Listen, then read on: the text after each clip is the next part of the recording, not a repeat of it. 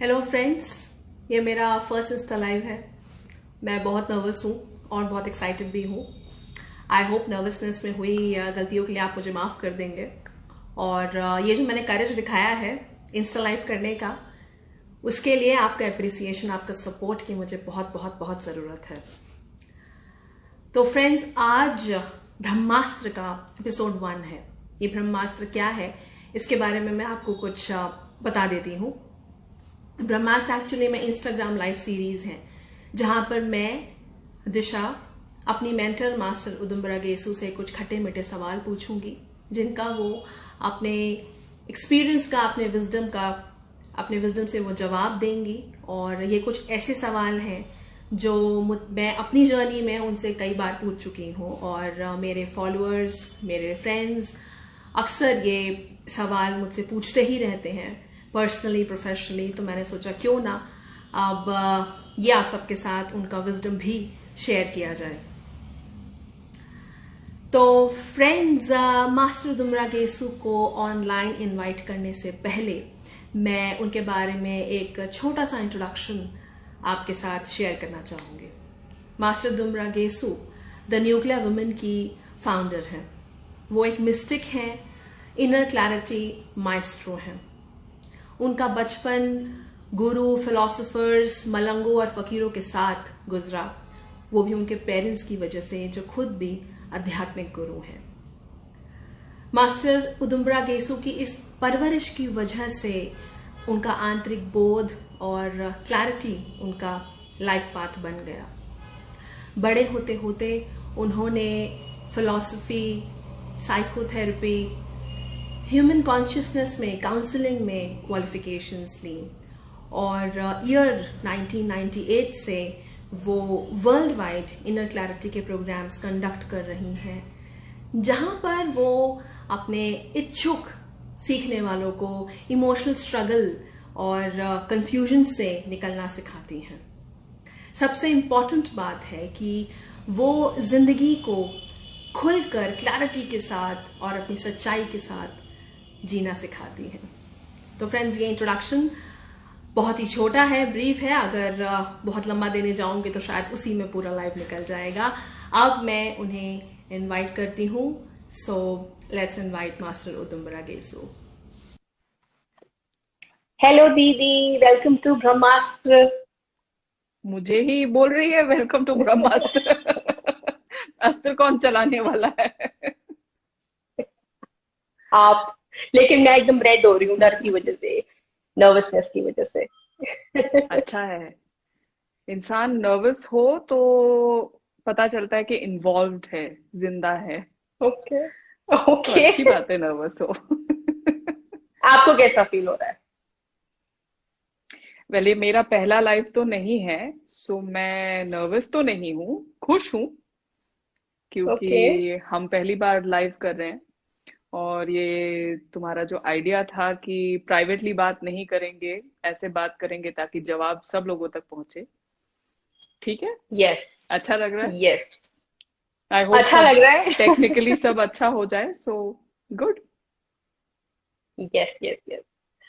तो दीदी, मैं आपसे बहुत सारे सवाल पूछती रहती हूँ, और आप भी बहुत ब्यूटीफुली, बहुत विजडम के साथ मुझे जवाब देते रहते हैं, जिसकी वजह से आज मैं तैयार हो पाई हूँ कि मैं इससे लाइव कर पाऊँ। मेरे पास बहुत सारे फ्रेंड्स ने मुझसे पूछा कि टॉपिक क्या है, टॉपिक क्या है। तो मैंने बोला कि आप इंस्टा लाइव पर आके देखना कि टॉपिक क्या है। अब मैं अपनी सवालों की फुलझड़ी बारिश आप पे करने वाली हूँ। पहला सवाल आपके लिए है, ब्रह्मास्त्र एपिसोड 1, क्वेश्चन 1। तो दीदी, मेरा पहला सवाल है कि आपसे मिलने से पहले तक मॉडर्निटी को लेकर मेरे दिमाग में बहुत उल जुलूल आइडियाज थे। सबसे पहले थे कि छोटे कपड़े पहनो, इंग्लिश बोलो, ड्रिंक करो, पार्टीज करो, और एक कैजुअल रिलेशनशिप रखो, तो ही इंसान मॉडर्न माना जाता है। लेकिन मैंने आपसे ये सवाल आज से 3-4 साल पहले किया था, और उसके बाद मेरे अंदर तो बहुत क्लैरिटी आ गई। लेकिन आज जितने भी हमारे व्यूअर्स ऑनलाइन हैं, आप प्लीज उनको अपना वैल्यूएबल विजडम और गाइडेंस शेयर करें कि क्या ये सही है या नहीं। हम्म। आ, अच्छा सवाल है। Thank you. भारत जैसे देशों में, स्पेशली साउथ एशियन जो देश हैं, नॉन वेस्टर्न देशों में एक एक उबाल है। जैसे पानी उबलता है ना, वैसे हमारा कल्चर उबल रहा है। ओके। तो पुरानी पुरानी जो ट्रेडिशनल विजडम है, या इवन ट्रेडिशनल घुटन जो है, वो सारी अभी हैं, बरकरार हैं हमारे घरों में, हमारी फैमिलीज में, हमारे माइंडसेट्स में। और नए इन्फ्लुएंसेस जो आ रहे हैं पूरी दुनिया से, बिकॉज अब इंटरनेट की वजह से तो पूरी दुनिया एक ग्लोबल विलेज बन गई है। उससे पहले टीवी, रेडियो, सारी चीजों की वजह से इन्फ्लुएंसेस जो आ रहे हैं, तो एक नया तड़का लग गया है। सो अब ओके। पुराने पानी में तो नहीं लगता है, चलो पुरानी कढ़ी में एक नया तड़का लग गया। सो राइट। ये जो तड़के का मिक्सचर होता है, तड़का हर चीज में सही नहीं लगता। हम्म। जरूरी नहीं है कि तड़का हर चीज को सूट करे, तड़के की भी अपनी जगह होती है। So okay. मॉडर्निटी क्या है, ये जरूरी नहीं है कि हम उसकी परिभाषा को समझ पाए हैं, क्योंकि कल्चर इतनी जल्दी चेंज हो रहा है कि अक्सर हम कल्चर, बदलते हुए कल्चर के साथ इतनी जल्दी भागना चाहते हैं, कैचअप करना चाहते हैं, उसको पकड़ना चाहते हैं, हम भी उसमें शामिल होना चाहते हैं, हम भी वैसे दिखना चाहते हैं। तो हम उस बदलाव को रूट नहीं कर पाते, हम उसको समझ नहीं पाते, या हम उसके साथ दौड़ नहीं पाते। So absolutely. हम शायद दौड़ भी लें, लेकिन हम उसको समझ नहीं पाते। सो मॉडर्न टी को अगर हम सिर्फ छोटे कपड़े और कल्चरल चेंजेस लाइक इंटॉक्सिकेशन, या इंग्लिश बोलना। इंग्लिश बोलना, या कैजुअल रिलेशनशिप्स, कैजुअल सेक्स, अगर इन्हीं सब चीजों तक हम इसको लिमिट कर दें, तो मॉडर्निटी के हम्म। साथ बहुत ही बड़ी नाइंसाफी होगी। हम्म। I agree. क्योंकि द रीजन इज कि हम एक्चुअली छोटे कपड़ों को और बहुत सारी चीजों को, इंटॉक्सिकेशन को हम बहुत बड़ा तूल बना रहे हैं। हमें ऐसा लग रहा है कि ये मॉडर्निटी की परिभाषा है, लेकिन ये सब तो इतना एंशियंट है।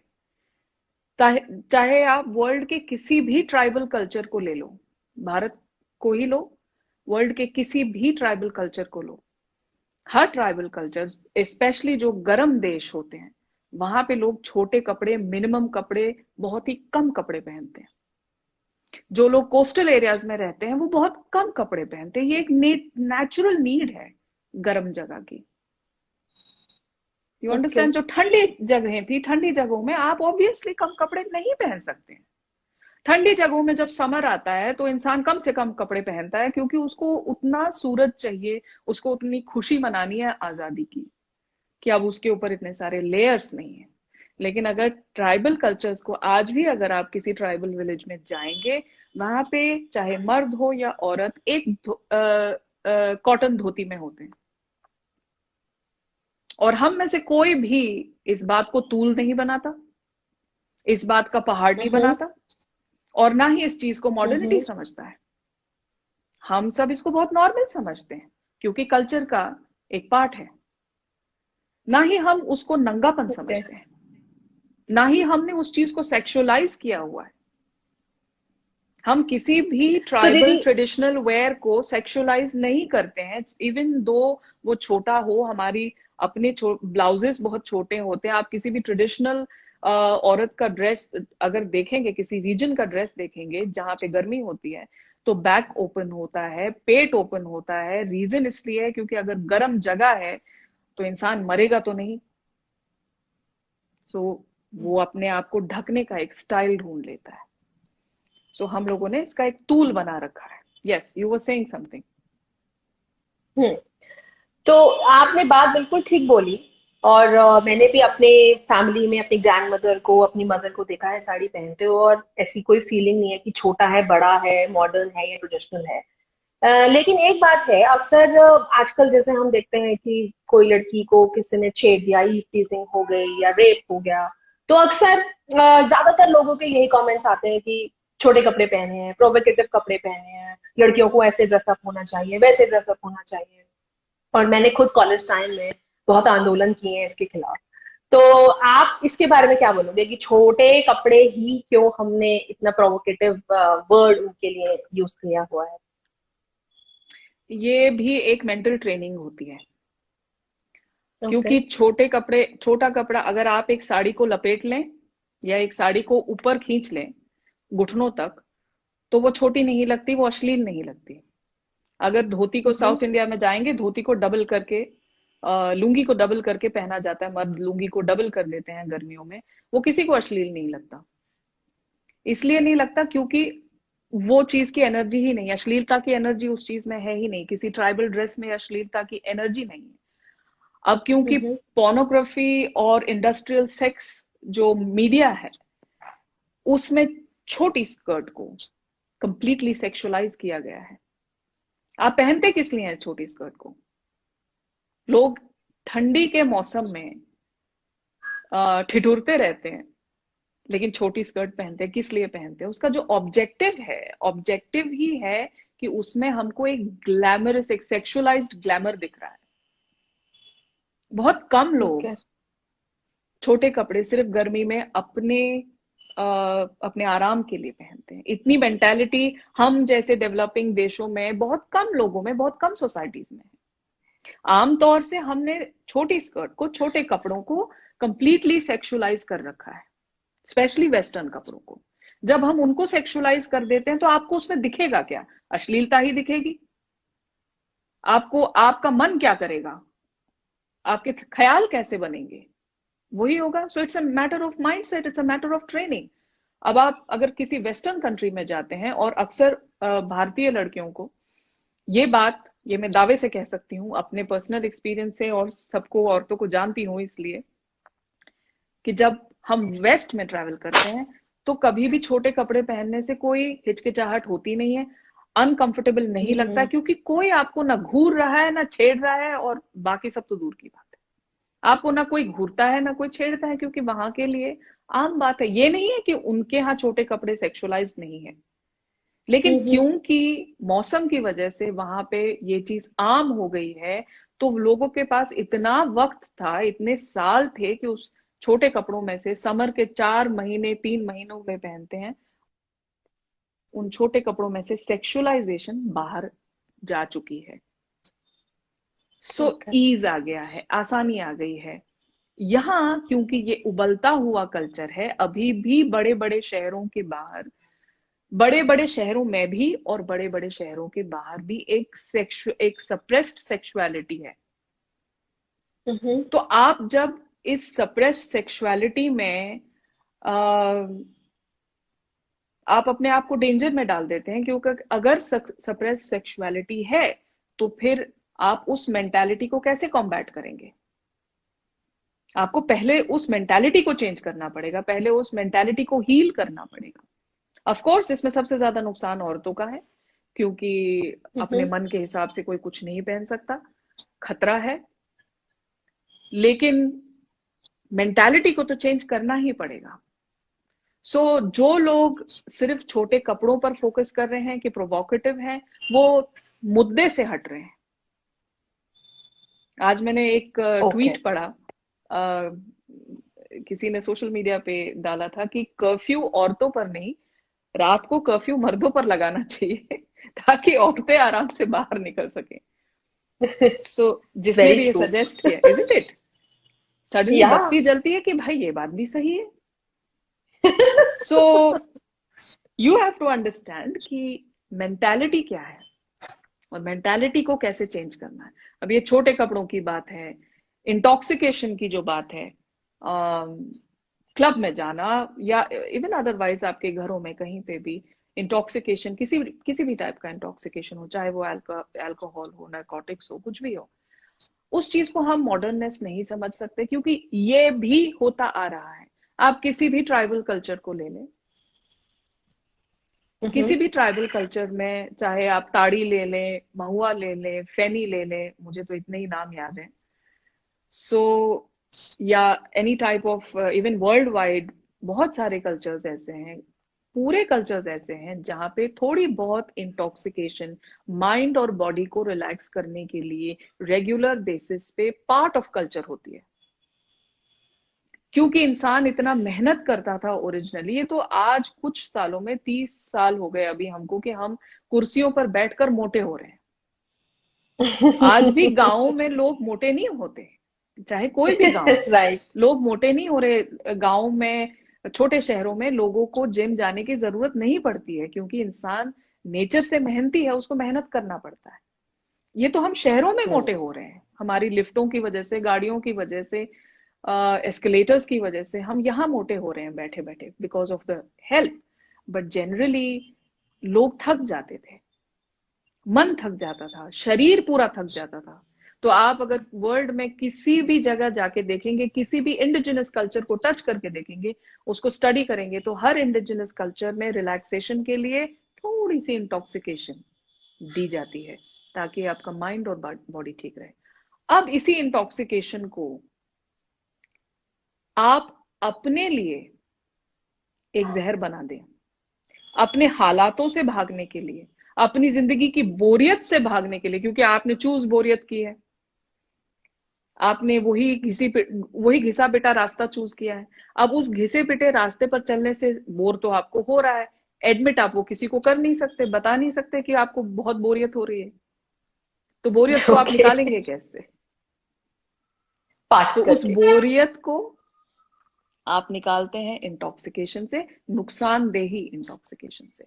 सो अगर हम इंटॉक्सिकेशन को मॉडर्निटी समझे, फिर वो गलत है, क्योंकि it's an ancient culture. Intoxication, moderated intoxication, एक लिमिट में इंटॉक्सिकेशन, सही एंशिएंट मात्रा में। कल्चर से सही मात्रा में इंटॉक्सिकेशन, सही मात्रा में नशा, जो दवाई हो, थोड़ा सा, हल्का सा, इतना सा रिलैक्स करने के लिए वर्ल्ड वाइड हर जगह होता है। लेकिन आज के टाइम में नशे को जिंदगी बनाना, जो ये चलन है, जो नशा जिंदगी बन चुका है, नशा कल्चर बन चुका है, इसका मॉडर्ननेस से कोई लेना देना नहीं है। इसका बेवकूफी से बहुत बड़ा लेना देना है, इसका अपने आप से भागने से बहुत बड़ा लेना देना है, लेकिन इसका मॉडर्ननेस से कोई लेना देना नहीं।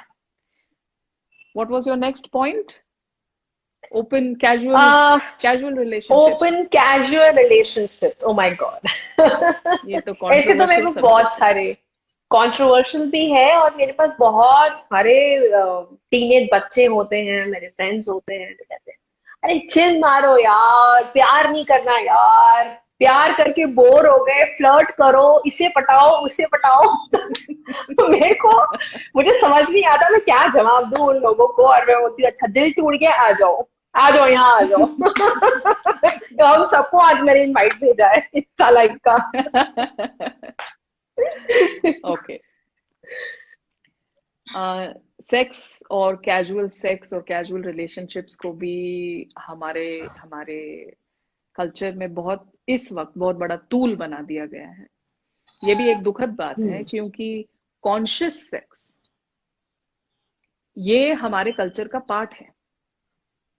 आई थिंक हम और चाइना सिर्फ ऐसे शायद दो ही देश हैं, दो ही कल्चर्स हैं जिन्होंने कॉन्शियस सेक्स के ऊपर पूरे ग्रंथ लिख डाले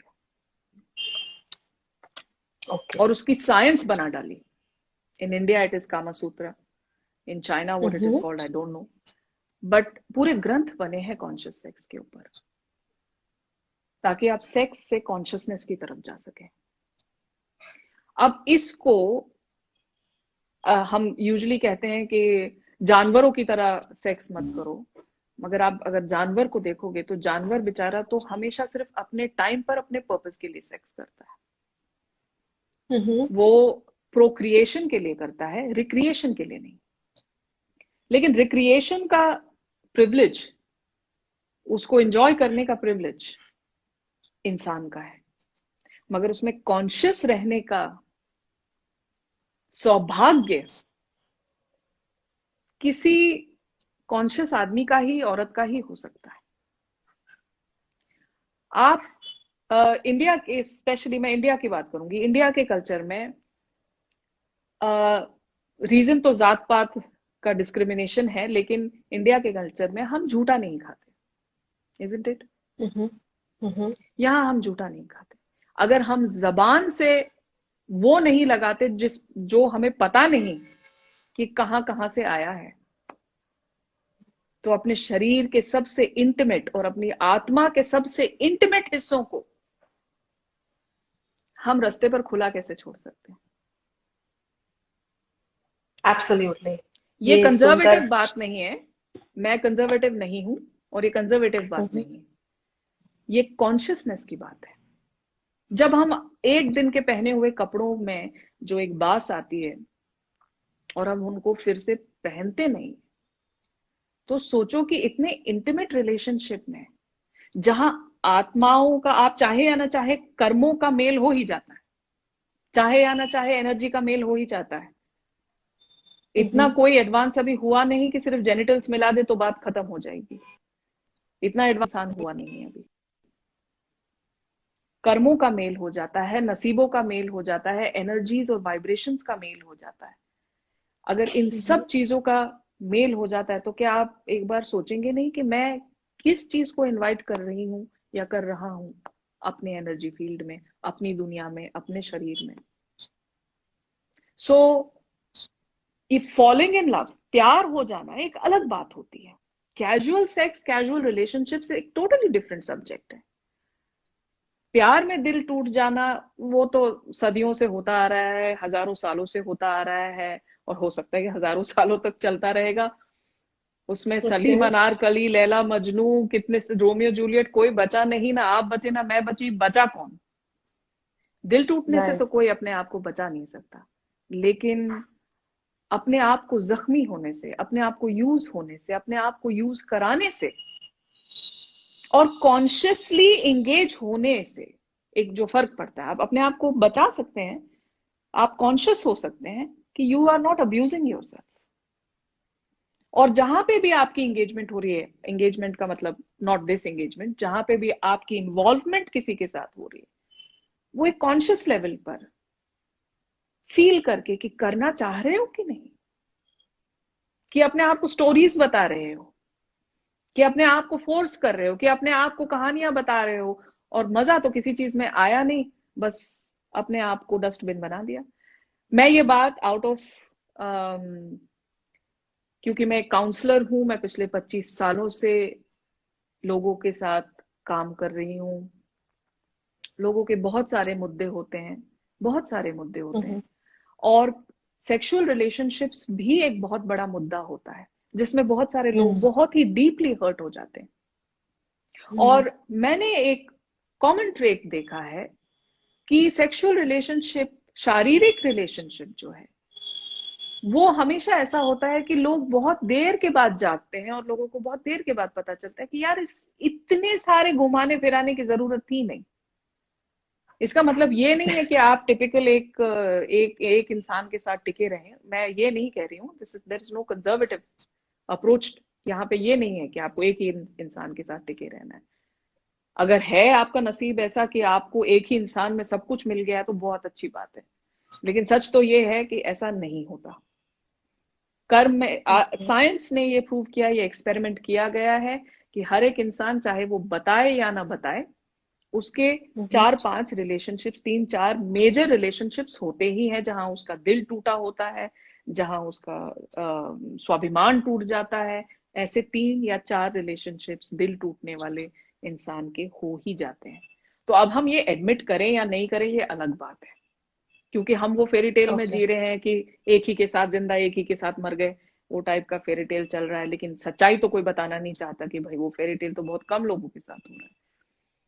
ओके, सो आप ये देखो कि आपको क्या चीज सूट कर रही है। Casual sex is not equal to modernness. ये एक बहुत बड़ी गलत फहमी है जो लोगों को, जैसे जैसे कल्चर चेंज हो रहा है, जैसे जैसे दुनिया चेंज हो रही है। ऑलरेडी 2020 में कोविड की वजह से दुनिया में 50 चीजें चेंज हो गई, राइट? सो बहुत कुछ चीजें अच्छे के लिए भी चेंज हो गई हैं। बहुत सारे अत्याचार जो हम खुद पर कर रहे थे, सोसाइटी पर कर रहे थे, अर्थ पर कर रहे थे, कल्चर पर कर रहे थे, बहुत सारी चीजें हम लोगों ने विड्रॉ कर ली, हमें सोचने का मौका मिला कि हम क्या कर रहे हैं, एनवायरनमेंट के साथ क्या कर रहे हैं, खुद के साथ क्या कर रहे हैं, अपने हम्म। इमोशंस के साथ क्या कर रहे हैं, अपने हम्म। सोशल सर्कल के साथ क्या कर रहे हैं। सो अब एक और मौका है ये सब देखने का कि मैं अपने आप के साथ क्या कर रहा हूँ या कर रही हूँ। So is this all necessary? But yes. But दीदी, ये तो आपने एकदम बोल दिया कि चलो आप ऑन इंटॉक्सिकेशन भी थोड़ा थोड़ा करो, कॉन्शियसली आप रिलेशनशिप्स बनाओ, सेक्सुअल रिलेशनशिप्स बनाओ।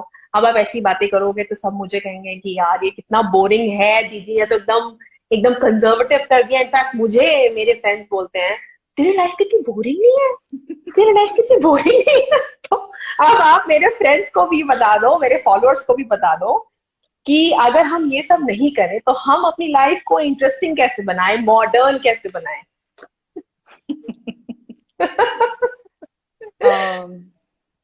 अगर किसी को खुद को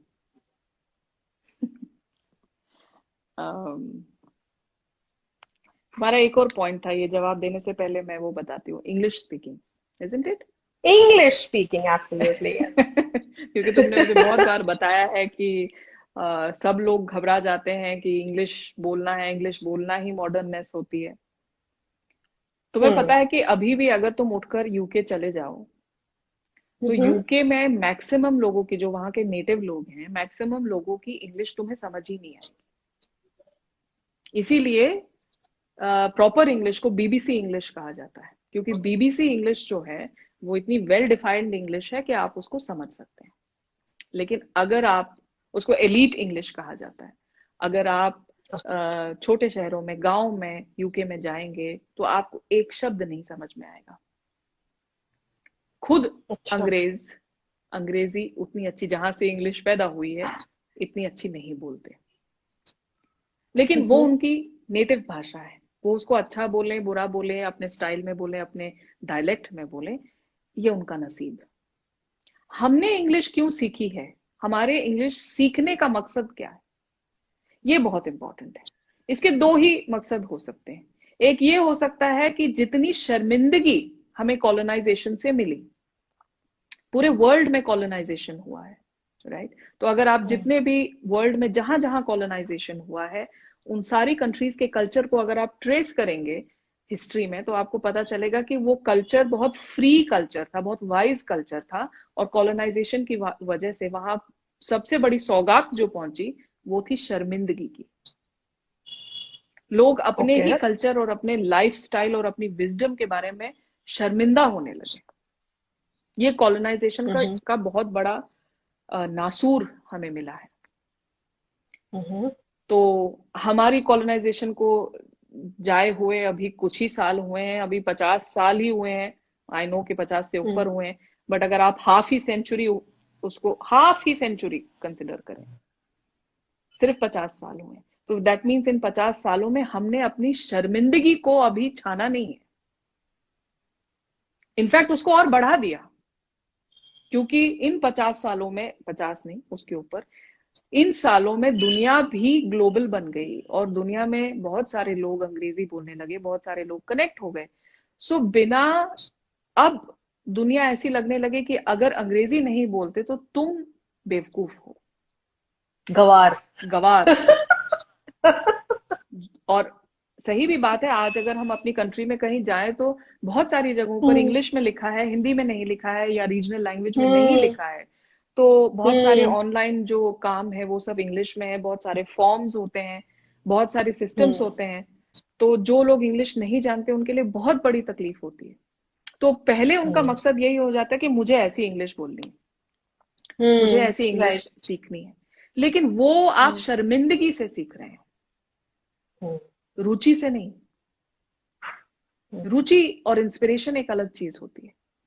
कि मुझे इंग्लिश इसलिए सीखनी है कि एक इंग्लिश अभी फॉर्चुनेटली और अनफॉर्चुनेटली एक ग्लोबल लैंग्वेज हो गई है। तो मैं अपनी बात, अपने दिल की बात वहां तक कैसे पहुंचाऊं इस लैंग्वेज से। सो हम एक सिंपल रिलैक्स तरीके से उस लैंग्वेज को सीख सकते हैं, एबीसीडी से सीख सकते हैं, और उसको सही बोलने के उसके तरीके को बिल्कुल एंजॉय करके सीख सकते हैं, बिना प्रेशर के, बिना कॉपी किए, बिना प्रेशर के, बिना शर्मिंदगी महसूस किए। और उसको एक अवार्ड नहीं बनाना है, उसको एक अचीवमेंट, उसको मेडल नहीं बनाना है। आप चाहे इंग्लिश सीखें या संस्कृत, दोनों ही मेडल वाली चीजें हैं। सिर्फ इंग्लिश मेडल वाली चीज है और संस्कृत नहीं है, ऐसा नहीं है।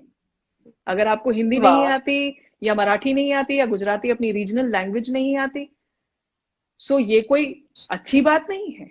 हमारा इनफैक्ट जो एलीट कल्चर है इंडिया का, यहाँ तो ऐसा हो गया कि आपको इंग्लिश बहुत बढ़िया आती है, लेकिन एलीट कल्चर में बच्चों को हिंदी नहीं आती, तो इसका अभिमान हो रहा है। राइट। इसका अभिमान नहीं किया जा सकता। लैंग्वेज लैंग्वेज होती है, आपको अपनी भी आनी चाहिए, एक दो आपको एक्स्ट्रा आती है तो ये अच्छी बात है।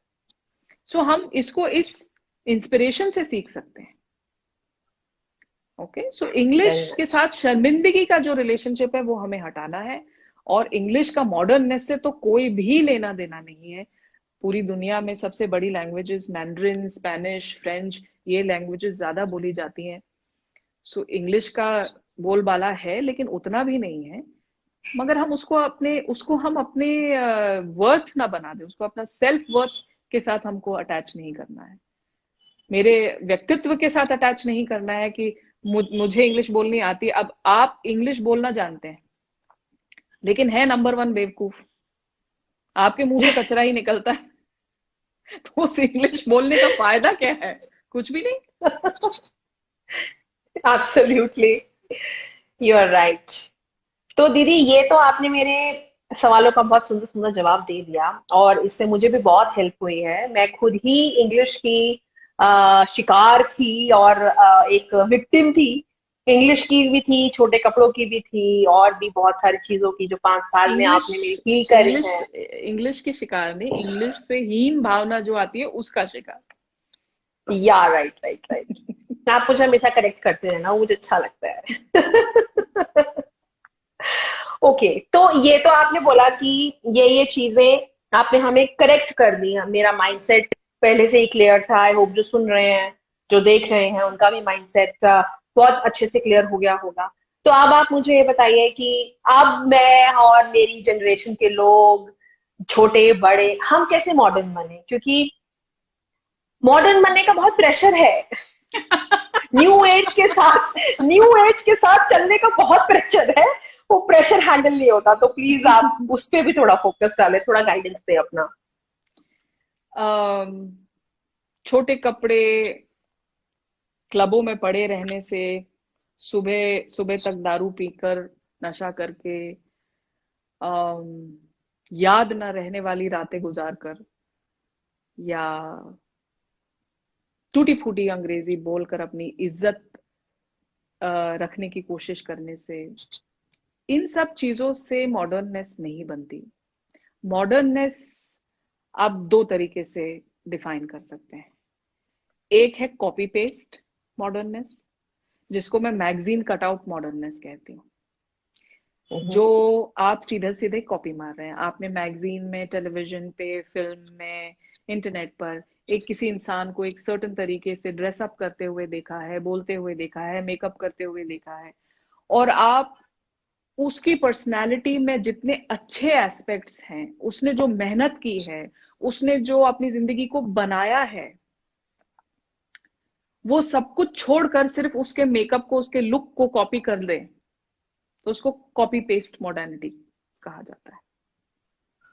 तो आपको ऐसे बहुत सारे लोग मिलेंगे जिन्होंने सिर्फ कॉपी पेस्ट कर रखा है। जब वो अपना मुंह खोलते हैं तो बेवकूफी नजर आती है, बेवकूफी पता चलती है, क्योंकि अंदर सब्सटेंस नहीं है। सो ये आपको डिसाइड करना है कि आप कैसे टाइप के मॉडर्न हो। दूसरी मॉडर्ननेस, जो रियल मॉडर्ननेस है, वो है सोच की मॉडर्ननेस। मॉडर्ननेस का मतलब मेरे हिसाब से है दी एबिलिटी टू डिसर्न, फर्क करने की क्षमता, फर्क करने की क्षमता। क्या अच्छा है, क्या नुकसानदेह है। मैं गलत नहीं कहूंगी, क्या अच्छा है, क्या बुरा है, क्या सही है, क्या गलत है, नहीं। क्या सही है, क्या मुझे प्रोग्रेस दे रहा है, और क्या मुझे नुकसान दे रहा है, इन दोनों में फर्क करने की क्षमता को मॉडर्ननेस कहा जाता है। और अगर इसको मॉडर्ननेस कहा जाता है तो ये एंशिएंट कल्चर से होती चली आ रही है, एंशिएंट विजडम है। सही क्या है मेरे लिए, सही क्या है मेरे लिए? हो सकता है ग्रीन जूस सही है, अल्कोहल तो मुझे पता है कि सही नहीं है, ड्रग्स सही नहीं है, ये तो मैं जानती हूँ, सब्जियां सही हैं, फ्रूट सही है, ये तो मैं जानती हूँ।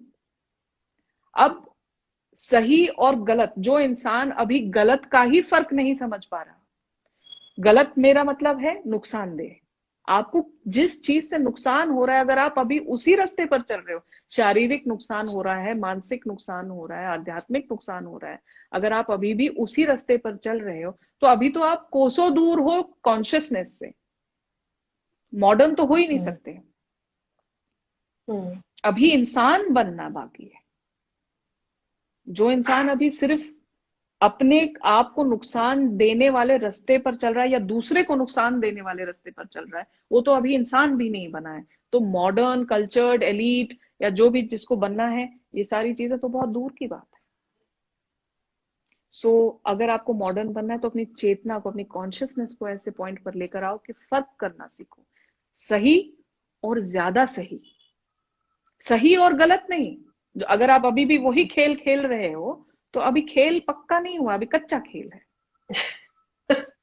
जिंदगी एक ऐसी जगह पर आ जानी चाहिए जहां पे आप सही और ज्यादा सही के बीच में चॉइस कर रहे हो, कि इस रास्ते में मेरी प्रोग्रेस होती है, इस रास्ते में मेरी सक्सेस है, इस रास्ते में मुझे खुशी मिलती है, मुझे पीस ऑफ माइंड मिलता है, और मेरी वजह से दूसरों को पीस ऑफ माइंड मिलता है। ये तो रास्ता सही है, ये तो रास्ता मेरे लिए सही है।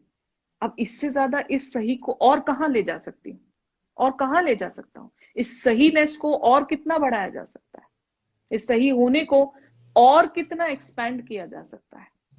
आपका फोकस उसमें जाना चाहिए। जब आप उस फोकस में चले जाते हैं तो आप रियल तरीके से मॉडर्न हो जाते हैं। और ये मॉडर्ननेस एंशिएंट टाइम से चलती आ रही है, ये टाइमलेस मॉडर्ननेस है, ये टेम्पररी और कॉपी पेस्ट करने वाली मॉडर्ननेस नहीं है। क्योंकि फैशन, और व्हेन आई से फैशन, मैं फैशन का मतलब कपड़ों से नहीं कह रही हूँ, कि आज किसी चीज का चलन है, कल किसी और चीज का चलन होता है। जो इंसान चलन में खो जाए, जो वो टेम्पररी है। एक टाइम पे हमारे पेरेंट्स बेल बॉटम कपड़े पहनते थे और वो टाइम पे वही चलन था, राइट? आज तो हम में से कोई सोच भी नहीं सकता वो पहनना, लेकिन क्या पता कल हमारे बच्चे उसको बहुत ही प्राइड से पहने। सो ये चीजें फेजिंग है, ये चीजें वो हैं जो आती हैं जाती हैं। आने वाली चीजों में, जाने वाली चीजों में, ट्रांजिएंट चीजों में जब इंसान फंस जाता है और उसको अपनी आइडेंटिटी बना लेता है, तो वो अपने आप से डिस्कनेक्ट हो जाता है, उसको अपने आप का होश नहीं रहता। सो अगर हम बेहोशी के रास्ते पर चल रहे हैं, बेहोशी का मतलब है कि मुझे ये समझ में नहीं आ रहा है कि मुझे नुकसान कैसे हो रहा है, वो उसको बेहोशी कहा जाता है। मैं मोरालिटी की बात नहीं कर रही हूँ। एक कल्चर में जो चीज सही है, दूसरे कल्चर में उसी चीज को गलत माना जाता है। एक कल्चर में, एक रिलीजन में जिस चीज को पुण्य माना जाता है, दूसरे रिलीजन में उसी को पाप माना जाता है। तो सही गलत की बात यहाँ नहीं हो रही, यहाँ पे हम पर्सनल अपने आप पर लेकर आ रहे हैं कि मेरी जिंदगी के लिए, मेरे शरीर के लिए, मेरी आत्मा के लिए, मेरी शांति के लिए मुझे कौन सी चीज सूट कर रही है, कौन सा तरीका सूट कर रहा है। इस चीज को मॉडर्ननेस कहा जाता है, इस पहचान को, इस नजर को मॉडर्ननेस कहा जाता है, मेरी परिभाषा में। ये बहुत ही सुंदर मॉडर्निटी की डेफिनेशन है, मैं भी उसको अपना रही हूँ, कोशिश करती हूँ, और आपका जो आशीर्वाद है वो बना रहता है, तो धीरे धीरे मैं भी कॉन्शियसली मॉडर्न हो रही। Thank you so much. और बहुत सारे व्यूअर्स के, may be you can just say it, तुम्हारी लाइफ या मेरी लाइफ, क्योंकि हम एक दूसरे को जानते हैं, ट्रैवल भी करते हैं, तुम मेरे साथ आके रिट्रीट्स भी करती हो, मेरे घर पे भी कई बार आती हो, तो तुम्हें क्या लगता है कि हमारी लाइफ बोरिंग है? नो वे। मेरी मेंटर सबसे हैपनिंग है, the founder of nuclear women. नहीं, तुम्हारी अपनी लाइफ भी तो बोरिंग नहीं है ना? मेरी अपनी लाइफ बहुत, इनफैक्ट ज्यादा हैपनिंग है। I mean it has become interesting, more interesting, right? Yes. लेकिन ये जो तुम्हारे फ्रेंड्स की जो ऑब्जर्वेशन है कि तुम ये नहीं करती, वो नहीं करती, या कम करती हो, जो भी जिस चीज को हम मॉडर्ननेस समझते हैं उसको कम कर रही हो या मॉडरेशन में कर रही हो, तो इसीलिए तुम्हारी लाइफ बोरिंग है। ये उनका जो अंदाजा है ये इसलिए है क्योंकि उन्होंने एक्सपीरियंस नहीं किया है। एक ऑल्टरनेटिव को जब इंसान एक्सपीरियंस ही नहीं करता है, जब उसको सिर्फ एक ही बात पता होती है, या तो उसको कंजर्वेटिव रहना, घुटन में रहना पता है, या तो उसको एक बेहोशी की जिंदगी पता है। लेकिन अगर उसको ये नहीं पता कि जब इंसान अपने ऊपर काम करने लगता है, जब वो हीलिंग के रास्ते पे चलता है, जब वो अपने आप के साथ इन्वॉल्व हो जाता है, तो उसके बाद उसको कितना मजा आता है अपनी जिंदगी जीने में, और एवरी डे कितना, एवरी मोमेंट कितना मजेदार हो जाता है। जब इस चीज का किसी को एक्सपीरियंस ही नहीं है, तो उनका अंदाजा यही होगा कि तुम्हारी लाइफ बोरिंग हो चुकी। उनको ये नहीं पता है कि एंटरटेनमेंट के लिए तुम्हें पार्टी में नहीं जाना पड़ता, तुम्हारी लाइफ पार्टी बन रही है। True, you are absolutely right madam. तो दीदी, आप जो इतनी प्यारी प्यारी बातें करते हो, इतना सुंदर गाइडेंस आप मुझे और इतने सारे मेरे और भी जो आपके स्टूडेंट्स हैं, जो मेरे फ्रेंड्स भी हैं, उन्हें देते हो, और ये जो न्यूक्लियर वुमेन आपने स्टार्ट किया है, ये इसका क्या पर्पस है? इसमें कौन कौन पार्टिसिपेट कर सकता है और ये कैसे होता है? I want to know everything. Well, the nuclear woman एक एब्सोल्यूट इनर क्लैरिटी का स्कूल है, जहाँ पे खुद को जानने की एक ट्रेनिंग होती है। और खुद को इसलिए जानना है क्योंकि बहुत साल पहले, 3000 साल पहले, इंसान से उसकी अंदर की जो अपनी क्लैरिटी है, उसकी अपने देखने की क्षमता, अपनी गाइडेंस, वो अपना गाइड खुद है। हर इंसान अपना गाइड खुद है। ये क्षमता 3000 साल पहले विड्रॉ हो गई थी इंसान से। अब धीरे धीरे जैसे जैसे कलयुग खत्म हो रहा है, ये आ रही है।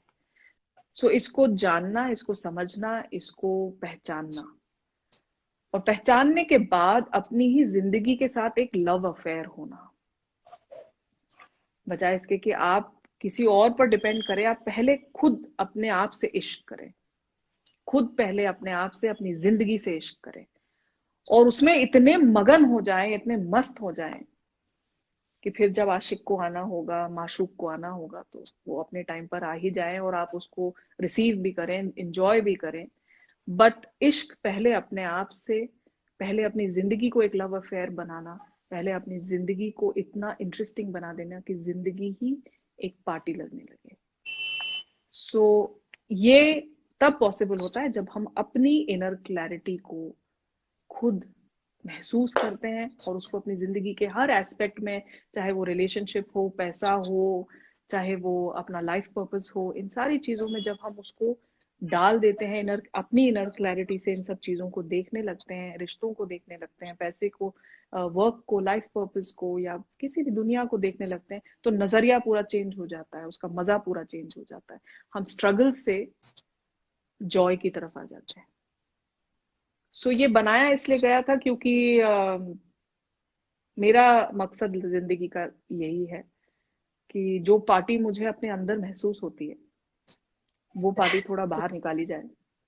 इसका मतलब ये नहीं है कि मेरे लाइफ में कोई प्रॉब्लम्स नहीं है। मैं बहुत सारी प्रॉब्लम से गुजरती हूँ, चाहे वो बीमारियां हों, चाहे वो डोमेस्टिक तकलीफें हों, चाहे पैसे से रिलेटेड हों। सो तकलीफें तो होती रहती हैं, लेकिन अंदर एक आध्यात्मिक पार्टी चल रही है। और इस नेचुरल एक्सटेसी को, इस चीज को बाहर कैसे, नहीं दुनिया वैसे ही हो जाए।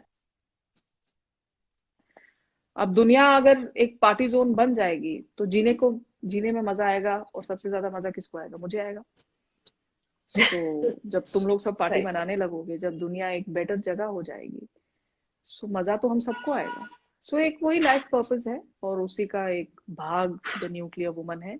एंड नाम के हिसाब से ऑल्दो ये फोकस विमेन पर है, लेकिन मैं पिछले 25 साल से कॉन्शियस मेन और कॉन्शियस विमेन के साथ काम कर रही हूँ। सो ये इंस्टीट्यूट मेन एंड विमेन दोनों के लिए है, और जितनी भी यहाँ पर लर्निंग होती है वो दोनों के लिए है, चाहे वो मेन विमेन हो या इट्स बियॉन्ड जेंडर, किसी भी जेंडर से लिमिटेड नहीं है, चाहे औरत हो मर्द हो, औरत और मर्द के बीच में या उनके बियॉन्ड जितने भी जेंडर्स हैं उन सब के लिए।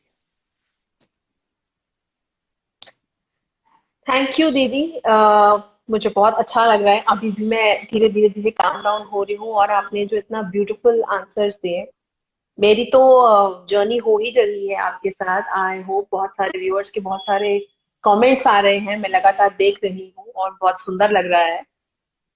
और फर्स्ट लाइव करके मुझे तो बहुत मजा आया। आपको कैसा लगा? बहुत मजा है। आपका टर्बन तुम्हारा बहुत सुंदर लग रहा है। जी, आप कुछ बोल रहे थे। तुम्हारे अलावा बहुत सारे लोगों तक एक जवाब जब एक इंसान से अम, सिर्फ एक इंसान तक ना पहुंचकर बहुत सारे लोगों तक पहुंचता है, और अगर बहुत सारे लोगों के दिलों में कुछ दिए जलते हैं तो उस चीज में तो मजा आता ही है। डेफिनेटली। तो दीदी अब हम ये इंस्टा लाइव यही कंप्लीट करेंगे। Thank you so much. आप मुझे ये मौका दिया कि मैं आपके साथ दो चार सवाल पूछ सकूं वर्ल्ड के सामने। पर्सनली तो मैं आपके कान खाती रहती हूँ। That's good. ओके बेटा, thank you for thank you inviting so me. Much. Lots of love to you, lots of love to all your followers, subscribers, friends जो सब सवाल पूछ रहे थे तुमसे। Lots of love to everyone. Take care. Thank you the. Thank you, thank you. Love you. Love you.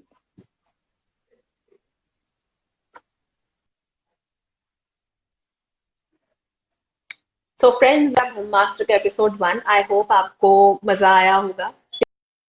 प्यारे प्यारे सवाल जो मैंने पूछे, और उनपे मास्टर दुमरा गेसू का 20 साल का विजडम, उनका उनकी क्लैरिटी से आप इम्प्रेस हुए होंगे। और नेक्स्ट एपिसोड जब भी आएगा आपको अपडेट्स मिल जाएंगे। एंड जितने भी लोग लाइव थे, जितने भी लोगों के प्यारे प्यारे कमेंट्स आ रहे थे, हार्ट्स आ रहे थे, लाइक आ रहे थे, thank you so much. And अब मैं आपसे इजाजत लूंगी। Thank you for joining Brahmastra, thank you for joining healing with Disha. Bye.